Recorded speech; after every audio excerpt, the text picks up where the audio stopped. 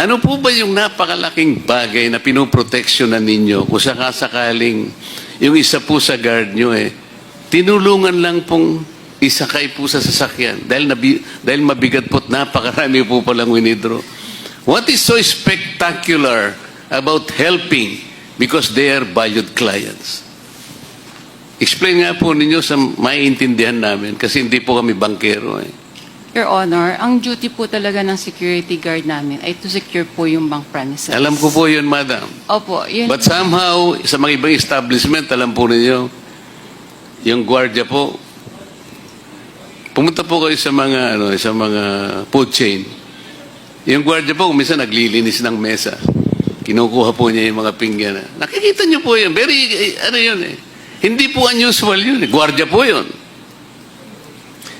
Ang tinatanong ko po yung, maano po yung halimbawa sa bigat po ng dala-dala na tumulong lang pong iginanon po sa sakya. Ang laking bagay po ba noon, madam? I'm sorry, Your Honor. Talaga pong ganun ang... Ano nga po yung wisdom?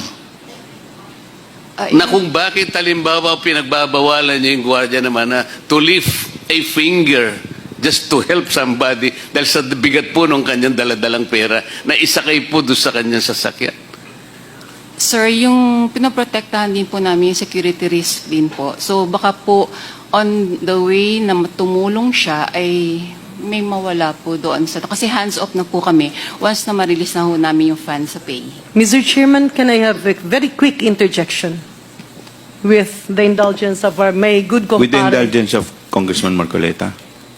Just a quick interjection from Congressman. Just a very quick interjection, Mr. Chair. With the indulgence.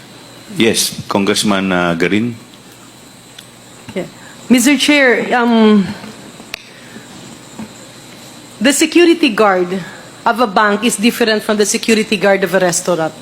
Kapag ang security guard ng isang bangko ay naghakwat at biglang pinasok yan at hinold up, imagine the lives that will be at stake there. Paano makaka-respond yan kasi ginawa mong kargador? That's one. Second, Mr. Chair, the security guards, well, they are adequately paid for that profession. Hindi naman ganun ka sobrang laki na kapag pinabitbit mo, and then the client will say, nako, kulang ito. Paano ngayon kung mapagbintangan sila? So it's not only protecting the bank, the other people, and the clients, but their task is to be a security guard, and that is the basis while banks have that ruling. Maraming salamat, Mr. Chair. Thank you. Mr. Chair, my kumare is speculating. Yung sinasabi ko, actual po yun Meron po bang mga tao nun, nung kayo po sinasakay lang po yung pera na siguro po nabigatan lang, ginanong ko lang. Ang laki po bang kasalanan yun, madam? Mga bangko po kayo di ba? Dapat po yung mga kliyente naman nagbibigay kayo kahit anuman lang kaluwagan. Napakahigpit naman ninyo pala sa pagtulong para namang hindi Pilipinong ugali naman po yung pala yung pinamamalakad nyo sa bangko ninyo. Land bank pa naman kayo, gobyerno pa naman kayo. Dapat naman hindi ganun. Kung nakita nyo naman wala namang peligroso at nakita nyo hirap na hirap po yung maano man lang ganun. Nasabi ko lamang po, madam, sapagkat parang hindi naman kapani-paniwala naman na...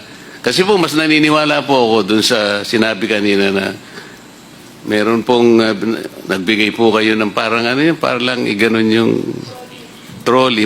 Ano po yun? Ugaling Pilipino po yun Hindi po masyadong kapani-paniwala yung argumento po ninyo. Mas naniniwala po ako dun sa sinabi kanina.